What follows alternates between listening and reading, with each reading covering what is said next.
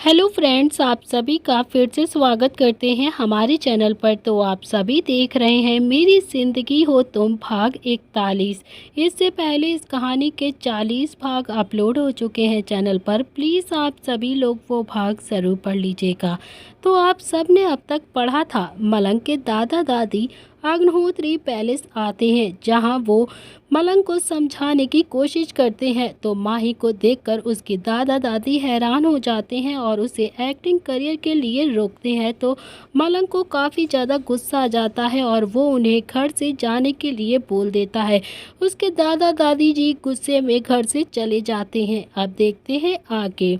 माही ये सारी बातें सुनकर अब बहुत ज़्यादा परेशान हो गई थी और उसे समझ नहीं आया कि अब वो क्या बोले, क्योंकि इस वक्त उसका दिमाग पूरी तरह से ब्लैंक हो चुका था। चारों तरफ की बातें सुनकर उसने अब मलंग की तरफ देखा, जो अभी बिल्कुल खामोश था। तभी माही ने मलंग के हाथ को पकड़ा और उसे सोफे की तरफ लेकर आई। उसने मलंग को सोफे पर बिठाया और फिर उसके पास बैठते हुए बोली, मलंग, पहले तुम शांत हो जाओ। काफ़ी ज़्यादा गुस्सा है तुम्हारे अंदर। मुझे सिर्फ तुम्हारी बीवी बनना है और ज़िंदगी भर तुम्हारे साथ खुश रहना था। इसके अलावा मुझे अपनी बहू के तौर पर एक्सेप्ट करे या ना करे आपका परिवार, आई रियली डोंट केयर। मलंग ने जब ये सुना तो उसने उसे कसकर हक कर लिया। माही भी मलंग को कसकर हक कर लेती है और उसे पता था कि इस वक्त मलंग के अंदर काफ़ी ज़्यादा फ्रस्ट्रेशन थी, क्योंकि जो सिचुएशन चल रही थी उससे वो खुद भी फ्रस्ट्रेट हो गई थी। तभी मलंग ने उसे कसकर अपने सीने से लगाते हुए कहा, थैंक यू सो मच मुझे समझने के लिए, क्योंकि मैं तुम्हें एक पति का प्यार दे सकता हूँ। जिंदगी भर मैं तुम्हारी केयर इज्जत कर सकता हूँ, लेकिन मैं इस बात की गारंटी नहीं लेता कि तुम्हें मैं अपनी फैमिली का भी प्यार दे पाऊँगा, क्योंकि दादा और दादी शायद कभी भी तुम्हें एक्सेप्ट नहीं करेंगे, क्योंकि उन्हें ऐसे एक्टिंग करियर बिल्कुल भी पसंद नहीं है जैसे तुम एक्टिंग करती हो घर की बहुओं का। मगर मुझे कोई फ़र्क नहीं पड़ता है, मैं बस इतना जानता हूँ कि तुम सिर्फ मेरी हो और मैं तुम्हारा। ये सुनकर माही भी अब उसके सीने से लग गई और प्यार से बोली, एक्चुअली मलंग, हम दोनों से ये पूरी दुनिया है। मुझे भी फ़र्क नहीं पड़ता है कौन मेरे बारे में क्या सोच रहा है, लेकिन जब तक तुम मेरे साथ हो तब तक मुझे बहुत ही ज़्यादा खुशी मिलेगी। ये कहते हुए वो उसके सीने से लगी रही। तभी कुछ देर बीत गया। तभी माही को कुछ याद आया और वो जल्दी से मलंग से अलग होते हुए बोली, मलंग, मैंने तुम्हारे लिए ब्रेकफास्ट बनाया था, चलो जल्दी से चलकर हम ब्रेकफास्ट करते हैं। तुम्हें तो अभी ऑफिस भी जाना होगा ना। तभी मलंग ने उसे घूरते हुए कहा, तुम भूल गई क्या? आज सारा दिन हम एक साथ स्पेंड करेंगे। हम बीच पर जाएंगे और वहाँ पर डिनर करेंगे, इसीलिए तुम्हें डिनर की भी फिक्र करने की बिल्कुल भी ज़रूरत नहीं है। मगर मलंग ने जब ये कहा तो माही की आंखों में एकदम से एक्साइटमेंट आ गई और उसने कहा, तुम्हें कैसे पता कि आजकल मेरा बीच पर जाने का बहुत ज़्यादा मन कर रहा था? इसके जवाब में मलंग ने थोड़ा सा मुस्कुराते हुए कहा, मैं एक हस्बैंड हूँ और एक हस्बैंड अपनी वाइफ के सभी मूड को जान जाता है और उसे जानना भी चाहिए। इसीलिए मुझे तुम्हारे बारे में सब कुछ पता है। इसीलिए जल्दी से जाओ और जाकर रेडी हो जाओ। पहले हम शॉपिंग पर जाएंगे। शॉपिंग का नाम सुनकर माही अपनी आंखें बड़े करते हुए बोली, मलंग, आर यू सीरियस? तुम मुझे अब शॉपिंग पर भी लेकर जाओगे क्या? आज तो लगता है कि मैं तुम्हारा क्रेडिट कार्ड पूरी तरह से खाली करके ही रहूंगी। ये सुनकर मलंग ने अपने पॉकेट से 2 क्रेडिट कार्ड निकाले और उसे माही के हाथ पर रखते हुए कहा, ये सब कुछ तुम्हारा है, तुम्हें जो मर्जी चाहिए तुम ले सकती हो। इसके जवाब में माही भी अपनी आंखें बड़ी करते हुए जल्दी से उस क्रेडिट कार्ड को मलंग को वापस देते हुए बोलती है, नहीं नहीं मलंग, मैं तो बस मजाक कर रही थी, मुझे ये सब कुछ नहीं चाहिए। ऑलरेडी मैं सेल्फ डिपेंडेंट हूँ, मेरे पास पैसे हैं, मैं खुद से खुद की शॉपिंग कर सकती हूँ। तभी मलंग ने उसे घूरते हुए कहा, लेकिन अब तुम सिर्फ तुम नहीं रह गई, तुम अब मेरी बीवी बन चुकी हो और एक बीवी का फर्ज होता है कि वो अपने हस्बैंड के पैसे उड़ाए और मैं चाहता हूँ कि तुम मेरे पैसे खूब उड़ाओ और अब इसे चुपचाप से रख लो। ये कहकर उसने वापस से उसके हाथ पे वो एटीएम कार्ड वापस से रख दिया। माही ये देखकर मुस्कुरा दी, लेकिन तभी माही के दिमाग में कुछ आया और उसने मलंग को घूरते हुए कहा, मलंग तुम्हें कुछ ज़्यादा ही नहीं पता है बीवी और हस्बैंड के बारे में। ये सुनकर मलंग ने उसे घूरा और फिर उसे अपनी बाहों में पकड़ते हुए कहा, अगर तुम्हें ऐसा लग रहा है तो मैं तुम्हारी गलत फहमी अभी क्लियर कर देता हूँ। ये सुनकर माही उसे नासमझी में देखने लगी तो मलंग ने अपना फ़ोन निकाला और वो माही को कुछ दिखाने लगा। माही ने जैसे ही मलंग के फ़ोन में देखा, माही एक पल के लिए हैरान हो गई और हैरानी के साथ मलंग को देखती ही रह गई। तभी माही ने मलंग के फ़ोन में हैरानी के साथ देखते हुए कहा, मलंग आर यू सीरियस? तुमने कल रात एक हस्बैंड और वाइफ कैसे एक दूसरे के साथ रहते हैं उसके बारे में इंटरनेट पर सर्च किया था? इसके जवाब में मलंग ने अपनी भौहें चढ़ाकर कहा, ऑफ कोर्स ये सब कुछ जो मैं बोल रहा हूँ ना वो मैंने इंटरनेट से ही देखा है, क्योंकि मुझे ऐसे प्रैक्टिकली तो कुछ भी नहीं पता है, क्योंकि भाई ने भी आज तक शादी नहीं की। और ये कहते हुए मलंग ऊपर की तरफ जाने लगा तो माही भी मुस्कुराई और सीधा ऊपर कमरे की तरफ बढ़ गई। इधर दूसरी तरफ लोनावाला के फार्म हाउस पर इस वक्त मिष्टी जो किचन में ब्रेकफास्ट रेडी कर रही थी वो गाना गुनगुना रही थी, क्योंकि उसका मूड आज काफ़ी ज़्यादा रिफ्रेश था। उसे बहुत ही ज़्यादा सुकून महसूस हो रहा था। तभी किसी ने पीछे से उसे अपनी बाहों में भर लिया। मिष्टी का चेहरा दूसरे ही पल लाल हो गया और वो थोड़ा सा कसमसाते हुए बोली, मिस्टर अतुल प्लीज़ मुझे छोड़िए, ऑलरेडी आपने मुझे बहुत ज़्यादा परेशान किया है। अब आप मुझे मेरा काम करने दीजिए। आपको भूख लगी होगी ना, मैं जल्दी जल्दी से आपके लिए ब्रेकफास्ट बना रही हूँ। इसके जवाब में अतुल उसके कंधे पर अपना चिन्ह रखते हुए बोला, मुझे भूख तो बहुत ज़्यादा लगी है। ये सुनकर मिष्टी ने भी कहा, हाँ इसीलिए तो मैं बहुत ही जल्दी आपके लिए ब्रेकफास्ट रेडी करूँगी, आप बस मुझे 10 मिनट का टाइम दीजिए। लेकिन तभी अतुल ने उसकी गर्दन पर बाइट करते हुए कहा, मुझे तो बहुत तेज़ भूख लगी है ना, पर सिर्फ तुम्हारी भूख है मुझे, मैं तुम्हें खाना चाहता हूँ। क्या तुम मुझे आज खुद को सर्व कर सकती हो? अतुल की ऐसी बेशर्मी भरी बात सुनकर मिष्टी का चेहरा लाल हो गया और वो अतुल को खुद से दूर करते हुए बोली, ऑलरेडी आपने रात को मुझे बहुत खाया है, अब मैं आपको बिल्कुल भी खुद को टच भी नहीं करने दे सकती। एटलीस्ट एक हफ्ते तो अब आप बिल्कुल भी मुझसे दूर ही रहेंगे। एक हफ्ते का नाम सुनकर अतुल की भौहें तन गईं और वो मिष्टी को अपनी तरफ को घुमाते हुए बोला, ये तुम क्या बकवास कर रही हो? मैं एक हफ्ते तक तुम्हारे बिना कैसे रहूँगा? इनफैक्ट मैंने तो आज रात फिर से वही प्लान किया था। आज मैं फिर से तुम्हें अपनी बाहों में लेकर सोना चाहता था। आज रात का अतुल का ऐसा प्लान सुनकर मिष्टी का चेहरा एकदम से लाल हो गया और उसकी आंखें बड़ी बड़ी हो गईं और उसने दूसरे ही पल कहा, अतुल क्या वाकई आपने आज रात के बारे में भी ऐसा ही कुछ सोच लिया था? इसके जवाब में अतुल ने अपना सर हाँ में हिला दिया, जिसे देखकर मिष्टी ने गुस्से के साथ कहा, ऐसा कुछ भी नहीं होगा। मैं अब आपको एक हफ्ते तक खुद को टच भी नहीं करने दूंगी, अपने करीब नहीं आने दूंगी मैं आपको। यही आपकी सज़ा है मुझे ज़्यादा परेशान करने की। तभी अतुल ने उसे अपनी गोद में उठाकर किचन काउंटर पर बिठा दिया। मिष्टी ये सब कुछ देखकर हैरान हो गई और अतुल उसके करीब आया और उसके होंठों की तरफ बढ़कर बोला, 10 दिन तो मैं कभी भी इंतज़ार नहीं कर सकता, इससे अच्छा है मैं आज सारा दिन ही तुम्हारे साथ करता हूँ, जो 10 दिन की भरपाई कर देगा और मैं पूरी तरह से सेटिस्फाइड भी हो जाऊँगा।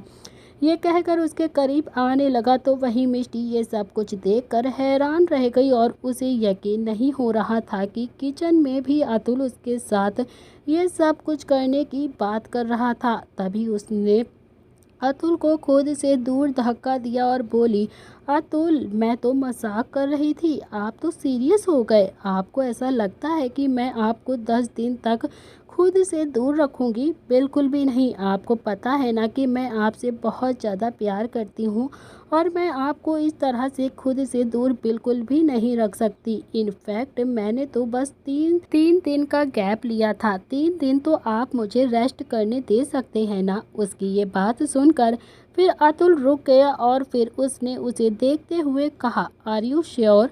मुझे सिर्फ 3 दिन का ही गैप लोगी ना तुम?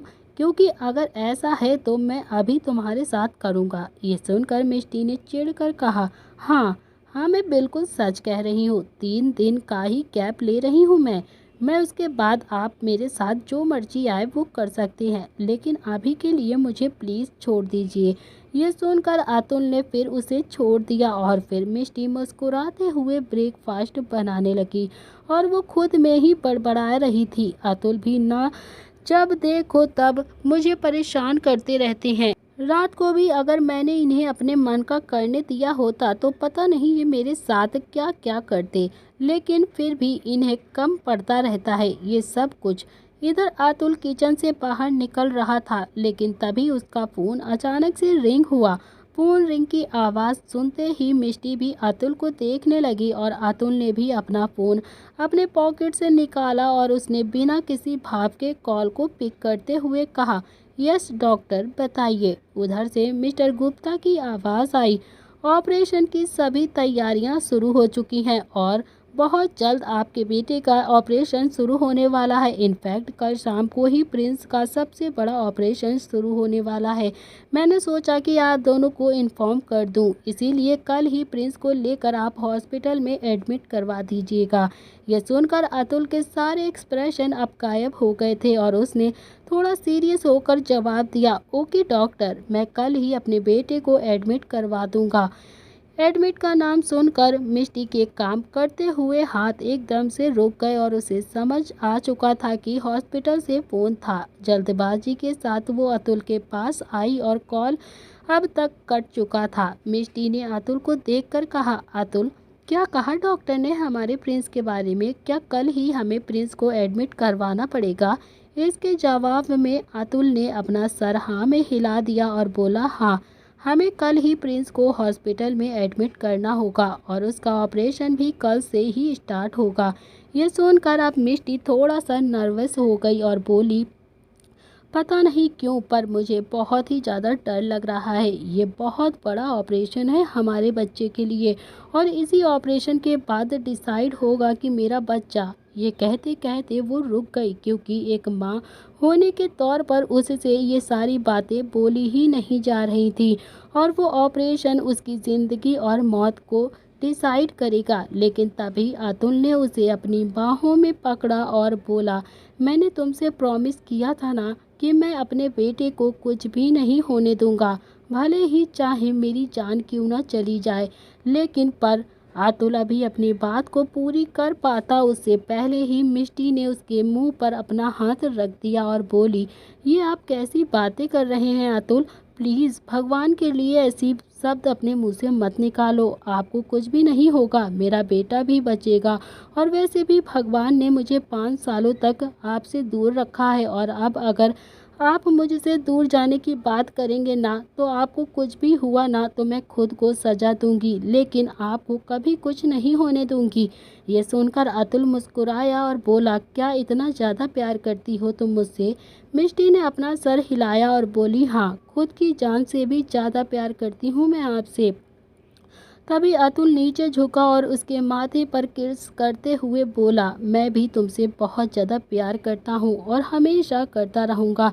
मैं तुम्हें कभी भी कोई तकलीफ़ नहीं पहुँचाऊँगा और मैं ये भी वादा करता हूँ कि कल हमारे बेटे का ऑपरेशन सक्सेसफुल होगा। ये सुनकर मिष्टी ने कहा, ये सब कुछ आप पर डिपेंड है और सब कुछ आपको ही करना है मिस्टर अतुल। अब आप कोई भी मेरे बेटे को बचाना होगा और मुझे पता है कि आप ऐसा ज़रूर करेंगे। अतुल इसके जवाब में मुस्कुरा देता है और फिर मिष्टी ने कहा कि मैं आपके लिए ब्रेकफास्ट लगाती हूँ, प्लीज़ आप जल्दी से रेडी हो जाइए।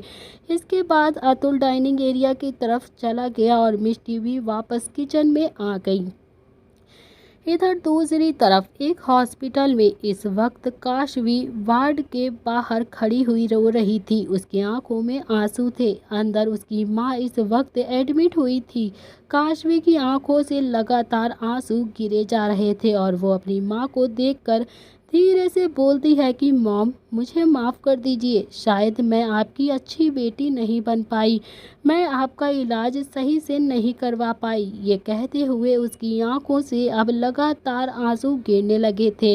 लेकिन तभी वहां पर किसी ने पीछे से उसके कंधे पर हाथ रखा और बोला, अभी और कितने पैसों की ज़रूरत है तुम्हें? तुम्हारी माँ के ऑपरेशन में मैं तुम्हारी मॉम का इलाज अच्छे से करवाऊंगा और तुमने इसके बारे में मुझे एक बार भी क्यों नहीं बताया? अगर तुम्हें पैसों की ज़रूरत थी तुम एक बार मुझसे कह तो सकती थी। उस आवाज़ को सुनते ही एक सेकंड के लिए काशवी शॉक्ड हो गई और वो तुरंत ही पीछे मुड़ी तो सामने अयांश खड़ा हुआ था। अयांश काफ़ी सीरियस नज़र से उसे देख रहा था। अयांश को देखते ही काशवी ने हैरानी के साथ कहा, अयांश, तुम यहाँ पर क्या कर रहे हो? तुम्हें यहाँ का एड्रेस किसने दिया? तुम्हें कैसे पता चला कि मैं यहाँ पर हूँ? अपनी मॉम को यहाँ पर एडमिट करवाया है मैंने।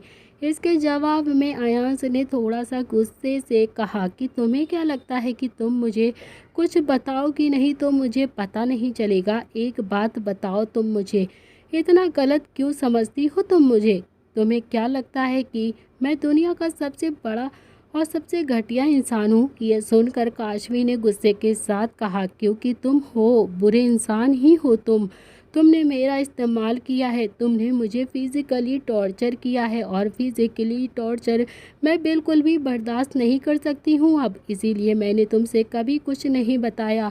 मुझे तुमसे नफ़रत होती है। प्लीज़ चले जाओ यहाँ से। लेकिन तभी अयांश नीचे झुका और उसके दोनों हाथों को पकड़कर उस पर किस करते हुए बोला, मैंने आज तक तुम्हारे साथ जो कुछ भी किया है प्लीज़ उसके लिए मुझे माफ़ कर दो। I am sorry. मुझे पता है कि मेरे अंदर पैसों का बहुत ज़्यादा घमंड था और मैं तुम्हारे साथ बहुत गलत करता था, मगर मुझे अपनी गलती का एहसास हो गया है। इस तरह से तुम्हारी मॉम को बेड पर देखकर मुझे तकलीफ़ हो रही है। यह सुनकर काशवी ने गुस्से के साथ कहा, तुम्हें कुछ भी एहसास नहीं है। तुम्हें नहीं पता कि मैं किस तरह से अपनी ज़िंदगी काट रही हूँ। इसके जवाब में अयांश ने कहा कि मुझे सब पता चल चुका है। तुमने पैसों की वजह से ही मेरे साथ ये सौदा किया था और मैंने पैसों का लालच देकर तुम्हारा फ़ायदा उठाया था। मैंने वाकई बहुत ही गलत किया है तुम्हारे साथ। अब इसके लिए तुम मुझे जो भी सज़ा देना चाहती हो तुम दे सकती हो। मुझे कोई प्रॉब्लम नहीं है, मुझे फ़र्क नहीं पड़ता। लेकिन अब मैं ना चाहते हुए भी तुमसे दूर नहीं जा सकता। मैं तुमसे प्यार करता हूँ, तुम मुझसे दूर नहीं जाओगी। इनफैक्ट मैं अभी डॉक्टर से बात कर रहा हूँ। तुम्हारे मॉम के इलाज के लिए मैं विदेश से उन्हें इलाज करवाऊंगा जिससे वो जल्द से जल्द ठीक हो जाएं। तुम फिक्र मत करो। अयांश ने जैसे ही ये सब कहा तो काशवी ये सब सुनकर हैरान रह गई। तभी अयांश ये कहकर अब तुरंत ही वहां से डॉक्टर की तरफ जाने लगा, मगर काशवी को तो समझ ही नहीं आ रहा था कि अचानक से ये अयांश को क्या हो गया जो उसके साथ वो इतना अच्छे से बिहेव कर रहा था। पता नहीं क्यों पर उसे अयांश का ये बिहेव बहुत ही ज़्यादा अच्छा लग रहा था। लेकिन उसे कहीं ना कहीं एक घुटन सी महसूस हो रही थी कि कहीं उसका सपना तो नहीं है ये। क्या वो ये सपना तो नहीं देख रही है कि अयांश सच में इतना अच्छा हो गया है और आगे चलकर अयांश उसे बहुत बुरी तरीके से धोखा दे सकता है, क्योंकि उसने आज तक कभी किसी पर यकीन नहीं किया था और जिस किसी पे भी उसने यकीन किया था उस इंसान ने उसे धोखा दे दिया था। ये सब कुछ सोचकर काशवी तुरंत ही गुस्से के साथ बोली, नहीं, इसकी कोई ज़रूरत नहीं है अयांश, प्लीज़ तुम यहाँ से चले जाओ। उसकी गुस्से भरी आवाज़ सुनते ही अब अयांश को काफ़ी ज़्यादा गुस्सा आ गया और अयांश के कदम अपनी जगह पर ही रुक गए और उसने अपने हाथों की मुट्ठियाँ बना ली। काशवी की गुस्से भरी आवाज़ सुनकर अयांश के कदम एकदम से रुक गए और वो न समझी में काशवी की तरफ बढ़ा और बोला, क्यों, क्या प्रॉब्लम है? मैं तुम्हारी मॉम की हेल्प करना चाहता हूँ। आई डोंट थिंक कि मैं कुछ भी गलत कर रहा हूँ। इसके जवाब में काशवी ने उसके हाथ को पकड़कर बोला, उसके बदले में क्या लोगे तुम मुझसे? बताइए, क्या लेंगे आप मुझसे उसके बदले में? ये सुनकर अयांश नई गुस्से के साथ कहा, क्या बकवास कर रही हो तुम? क्या तुम्हें हमेशा यही लगता है कि मैं तुम्हारी बॉडी का प्यासा हूँ? काशवी ने भी उसी लहजे के साथ कहा। बकवास नहीं कर रही हूँ मैं, बल्कि आपकी सच्चाई बता रही हूँ आपको। आप मेरी मॉम की मदद करेंगे, लेकिन उसके बदले में आप मुझसे मेरा सब कुछ ले लेंगे। और अब बाकी क्या रह गया है? सब कुछ तो आप पहले ही ले चुके हैं। एक लड़की के उसकी इज्जत ही सब कुछ मायने रखती है। वो तो आपने मुझसे पहले ही ले लिया है, तो अब कुछ भी नहीं बचा है मेरे पास। इसीलिए आपको बिना किसी फ़ायदे की मेरी मदद करने की कोई भी ज़रूरत नहीं है, क्योंकि जो कुछ भी था मेरे पास आप वो सब कुछ ले चुके हैं। आप रहने दीजिए, मैं दिन रात मेहनत करके पैसे इकट्ठा कर लूँगी और अपनी मॉम का इलाज करवा लूँगी। आप चाहिए अपनी अय्याशियाँ कीजिए। तभी गुस्से के साथ अयांश ने उसकी गर्दन को पकड़ लिया और उसे दबाते हुए बोला, बहुत ज़्यादा बोलने लगी हो तुम। लगता है तुम्हारे अंदर से मेरा डर ख़त्म हो गया है। कोई बात नहीं, मैं बहुत ही जल्द तुम्हारे अंदर वो डर फिर से लेकर आऊँगा, जो डर कभी मेरे लिए पहले हुआ करता था। ये सुनकर गुस्से के साथ काशवी ने खुद को छुड़ाते हुए कहा, आपके कहने का मतलब क्या है? आप क्या कहना चाहते हैं मुझसे? मुझे आपसे अब कोई भी डर नहीं है। अब आप मेरे साथ कुछ भी नहीं कर सकते हैं। आपने सब कुछ कर लिया है। मेरे पास अब कुछ बचा ही नहीं है, और बचा है तो सिर्फ एक ही चीज़, जान बची है मेरी। अगर आपको मेरी जान लेनी है तो आप जान भी ले लीजिए, लेकिन प्लीज़ मेरा पीछा छोड़ दीजिए। मुझे अकेले सुकून से जीने दीजिए। तभी अयांश ने गुस्से के साथ चिल्लाते हुए कहा, नहीं नहीं छोड़ सकता मैं तुम्हारा साथ। मैं तुम्हें अकेला नहीं छोड़ सकता। तुम सिर्फ मेरी हो। मैं तुम्हें हमेशा अपने साथ रखूँगा। मैं तुम्हें कभी खुद से दूर नहीं जाने दूंगा, और तुम सोचना भी मत कि तुम मुझसे दूर कहीं भी जा सकती हो।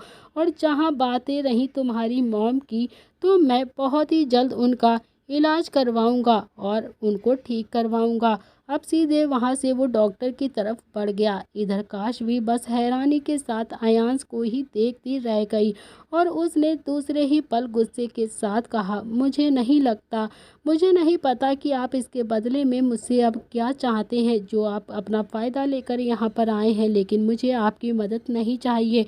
मुझे नफ़रत है आपसे, आपके वजूद से, और आपके हर एक चीज़ से नफ़रत है मुझे। ये कहते हुए वो गुस्से से दांत पीसने लगी और अयांश को घूर घूर के देखने लगी। इधर दूसरी तरफ इस वक्त शॉपिंग मॉल में माही काफ़ी ज़्यादा शॉपिंग कर रही थी, और उसका मूड एकदम फ्रेश था। उसका चेहरा एकदम ब्लश कर रहा था। उसके शॉपिंग बैग को इस वक्त मलंग लेकर चल रहा था। वहाँ कई सारे गार्ड भी थे, लेकिन माही ने उन सभी को मना कर रखा था। इसीलिए किसी ने भी मलंग से शॉपिंग बैग नहीं लिया था, और मलंग खुद ही वो सारे शॉपिंग बैग अकेले लेकर चल रहा था। और वो गहरी सांस लेकर बोला, आखिर लड़कियों के साथ शॉपिंग पर आना मेरे बस की बात तो नहीं है। बहुत बड़ी गलती कर दी मैंने यहाँ पर आके। ये माही ने सुन लिया था, और उसके कदम चलते हुए एकदम से रुकते हैं, और वो पीछे मुड़कर बोली, थैंक गॉड कि तुम्हें आज ये बात पता चल ही गई। अब नेक्स्ट टाइम से तुम मेरे साथ ही शॉपिंग पर आओगे, क्योंकि तुम्हारा ये परेशान हुआ चेहरा देखने में मुझे बहुत ही ज़्यादा मज़ा आ रहा है मलंग। तुमने कहा था ना कि तुम्हें मेरे साथ शॉपिंग पर आना है। अब देखो, यही होता है शॉपिंग का असली मज़ा। यह सुनकर मलंग उसे घूर कर देखने लगा, और फिर उसने गहरी सांस लेकर कहा, तुम पिछले 2 घंटे से शॉपिंग कर रही हो। आखिर कब तक तुम अपना सामान खरीदोगी? अभी तक क्या वाकई तुम्हारी शॉपिंग कंप्लीट नहीं हुई है? इसके जवाब में माही ने भी क्लोथिंग एरिया की तरफ देखते हुए कहा, अभी नहीं, अभी मुझे कुछ अपने लिए ड्रेसेस भी लेनी है, क्योंकि बहुत ही जल्द मेरी मूवी की स्क्रीनिंग टाइम भी होगी, और उसके लिए तो मुझे अच्छे से बनकर जाना होगा। और वैसे भी अब तो मैं तुम्हारी बीवी हूँ ना, तो सभी मुझे मलंग अग्निहोत्री की बीवी के नाम से भी जानते हैं। मैं नहीं चाहती कि कहीं से भी किसी को ऐसा लगे कि मैं तुम्हारी बीवी किसी से कम है। ये सुनकर मलंग ने दूसरे ही पल कहा, अगर ऐसी बात है ना, तो मैं तुम्हारे लिए इस पूरे क्लोथिंग एरिया के कपड़े घर पर मंगवा देता हूँ। तुम्हें जो पसंद है तुम रख सकती हो। मलंग की ऐसी बातें सुनकर माही की आंखें एकदम से बड़ी हो गईं, और फिर उसने दूसरे ही पल अपना सर जोर जोर से ना में हिलाते हुए कहा, नहीं नहीं, बिल्कुल भी नहीं, ऐसा करने की सोचना भी मत मलंग। मैं इतने सारे बेवजह के कपड़ों को लेकर क्या करूँगी? इससे अच्छा है तो मैं खुद ही जाकर चूज़ कर लेती हूँ कि मुझे क्या चाहिए। तुम बस मेरे साथ चलो चुपचाप से। ये कहकर वो मलंग को लेकर सीधा क्लोथिंग एरिया की तरफ चली गई और वो जब वहाँ पहुँची तो वहाँ ऑलरेडी स्टाफ्स खड़ी हुई थी।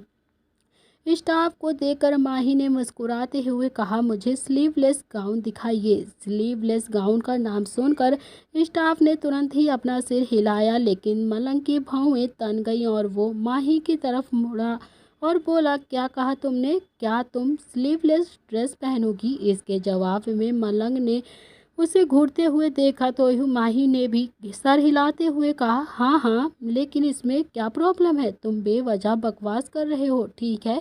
ये कहकर वो चेंजिंग रूम की तरफ जाने लगी, लेकिन तभी मलंग ने बैग्स को सोफे पर रख दिया और उसकी तरफ बढ़कर बोला, तुम स्लीवलेस ड्रेस नहीं पहनोगी। मुझे स्लीवलेस ड्रेस बिल्कुल भी नहीं पसंद है, गॉट इट? ये सुनते ही माही के कदम एकदम से रुक गए और वो पीछे की तरफ मुड़कर चिढ़कर बोली, मलंग, मुझे स्लीवलेस ड्रेस पसंद है और तुम मुझे ऐसे कपड़े पहनने से नहीं रोक सकते। ये बहुत गलत बात है। इसके जवाब में मलंग ने कहा कि नहीं, मैंने तुम्हें मना नहीं किया है। तुम ऐसा कुछ भी नहीं करोगी और यही मेरा आखिरी फैसला है। ये कहकर उसने स्टाफ की तरफ घूरते हुए कहा कि फुल बॉडी ड्रेस इसके लिए दिखाओ। फुल बॉडी ड्रेस का नाम सुनकर माही की आंखें बड़ी बड़ी हो गईं और उसने दूसरे ही पल गुस्से के साथ कहा कि नहीं नहीं, बिल्कुल भी नहीं, मुझे फुल बॉडी ड्रेस नहीं चाहिए। मैं एक एक्ट्रेस हूँ और मैं थोड़ा बहुत तो रिवलिंग ड्रेस पहन सकती हूँ ना। वैसे भी मैंने आज तक कभी उस तरह की रिवलिंग ड्रेस नहीं पहना है जिस तरह से आजकल की बाकी एक्ट्रेस पहनती हैं, लेकिन थोड़ा बहुत तो चलता है ना मलंग। तभी मलंग ने उसे कमर से पकड़ लिया और अपने करीब खींचते हुए बोला, नहीं, थोड़ा बहुत नहीं चलता है। मैं सिर्फ तुम्हें उस तरह से देख सकता हूँ, बाकी दूसरा कोई भी नहीं। मैं नहीं चाहता कि तुम्हारे बॉडी का कोई भी हिस्सा कोई दूसरा गैर मर्द देखे, जो मुझसे बर्दाश्त नहीं होगा। इसीलिए मेरे साथ कोऑपरेट करो और जो मैं कह रहा हूँ उसे सुनो। मलंग की ऐसी बातें कहने से अब माही को भी समझ आया कि वो क्या जवाब दे। इसीलिए उसने आखिर में गहरी सांस लिया और बोला, ऑल राइट, अगर तुम ऐसा चाहते हो कि मैं ऐसी ड्रेस ना पहनूं तो ठीक है, मैं ऐसी ड्रेस बिल्कुल भी नहीं लूँगी। ये सुनकर मलंग ने उसके चेहरे को सहलाते हुए कहा, तुम्हें जो मर्जी आए तुम वो ले सकती हो, बस ऐसी ड्रेस नहीं। मुझे फ़र्क नहीं पड़ता है, अब तुम चाहे जो भी ले सकती हो। इतना जानता हूँ कि तुम्हें अब एक भी रेवलिंग ड्रेस नहीं पहनना है, गॉट इट? ये सुनकर माही ने आखिर में गहरी सांस लिया और अपना सर हाँ में हिला दिया, जिसके बाद वो दूसरी तरफ ड्रेस लेने के लिए चली गई। इधर मलंग उसे देखकर हल्के से मुस्कुरा देता है, लेकिन तभी उसका फ़ोन अचानक से रिंग हुआ और उसने बिना किसी एक्सप्रेशन के साथ फ़ोन निकाला और फ़ोन पर शो हो रहे नंबर को देखते ही उसके भाव बदल गए और उसने दूसरे ही पल कॉल पिक करते हुए बोला। उधर से घबराई हुई आवाज़ आई, मलंग बेटा, मुस्कान ने सुसाइड करने की कोशिश की है। ये सुनकर मलंग के एक्सप्रेशंस बदल गए और उसने गुस्से के साथ कहा, वो ऐसा क्यों कर रही है? मैंने उससे पहले ही कह दिया था कि मेरा उससे कोई भी लेना देना नहीं है, तो फिर वो क्यों ऐसे ज़बरदस्ती के काम कर रही है? तभी उधर से हल्की सी धीरे आवाज़ आई, ये सब तो तुम बाद में भी कह देना उससे, अगर अभी तो तुम्हें जल्द से जल्द हॉस्पिटल आना ही होगा। प्लीज़ तुम जल्दी से हॉस्पिटल आ जाओ। ये बातें सुनकर आखिर में मलंग ने गुस्से के साथ कहा, ओके, मेरा इंतज़ार कीजिए, अभी मैं आ रहा हूँ। जिसके बाद वो वहाँ से बाहर जाते हुए गार्ड की तरफ देखकर बोला, उसका ध्यान रखना और उससे कह देना कि मैं बहुत ही जल्द वापस आऊँगा, वो मेरा यहीं पर इंतज़ार करे, ओके? गार्ड्स ने भी तुरंत अपना सिर हिला दिया और फिर मलंग सीधा वहाँ से हॉस्पिटल के लिए निकल गया, जहाँ इस वक्त मुस्कान एडमिट थी। दोस्तों, इसी के साथ इस कहानी का यह अध्याय यहाँ पर समाप्त कर रहे हैं। अगर आप जानना चाहते हैं कि इस कहानी में अब आगे क्या होने वाला है, तो आपको देखना पड़ेगा इस कहानी का अगला भाग। दोस्तों, क्या मुस्कान मलंग और माही के रिश्ते को कर देगी खराब, और इन दोनों में क्या मिसअंडरस्टैंडिंग हो जाएगी या फिर एक दूसरे से दूरियां, ये सारी चीज़ें देखना पड़ेगा आपको इस कहानी के नेक्स्ट पार्ट में। बहुत ही जल्द प्रिंस का हॉस्पिटल में एडमिट करवा कर ऑपरेशन भी हो जाएगा। तो सारी चीज़ें पता चलेंगी आपको नेक्स्ट पार्ट में, और कहानी थोड़ा सा ट्विस्ट बदलने वाली है। तो प्लीज़ कहानी को ज़रूर लास्ट तक देखिएगा। आज के लिए इतना ही, मिलते हैं नेक्स्ट पार्ट।